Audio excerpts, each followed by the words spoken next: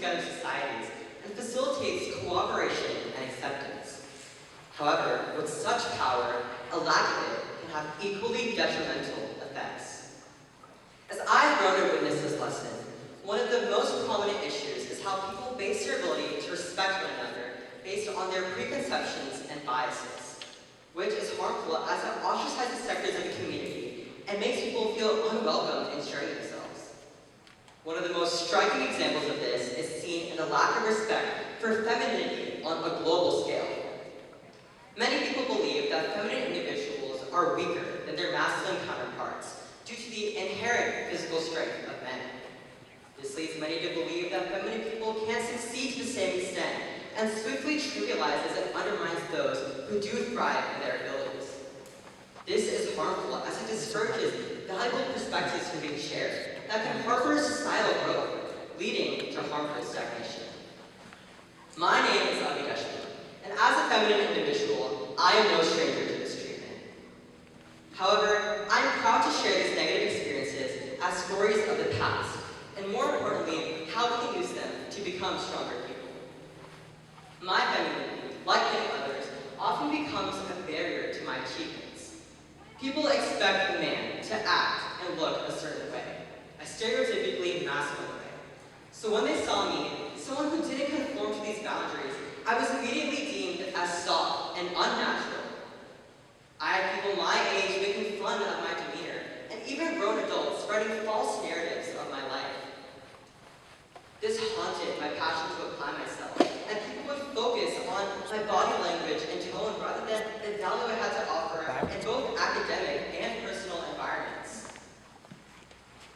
However, I believed that I could change this. I thought that changing myself would help me escape these boundaries.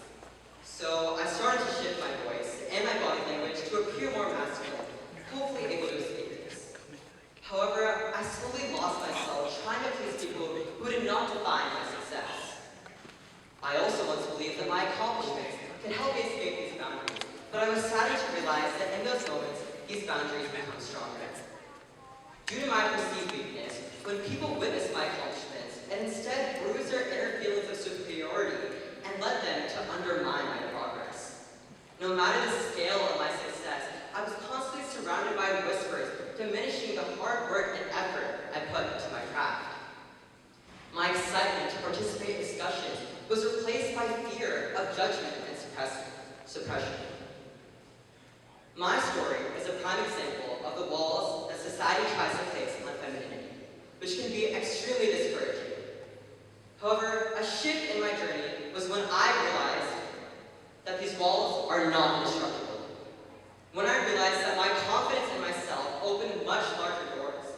And when I realized that without worrying about how I'm perceived, what I have is enough to bring to the table and garner respect.